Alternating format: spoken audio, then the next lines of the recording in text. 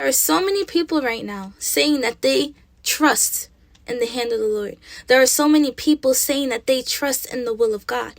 Now, my true question to all those who say these words, every time do you say these words, do you think about the fact of how you need to accept the will of God? What happens if the will of God is not for you to be healed? What happens if the will of God is not for you to be liberated from that trial? What happens if it means that you need to be processed? What happens if it means you need to lose before you gain? What happens if it means life and death? What happens if it means that you are no longer in control?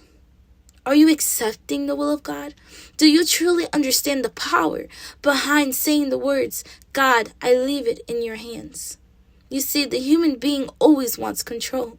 We always naturally want to know what's going to happen next. We see it as we go and we find people that are going and they're doing 4 years of college to be able to go and have a career for the future. We see it how there's people that have savings accounts with over $10,000. You see, we want that control.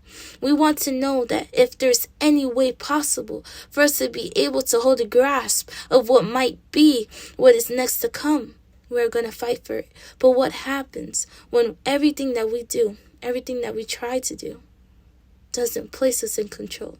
Have you accepted the will of God?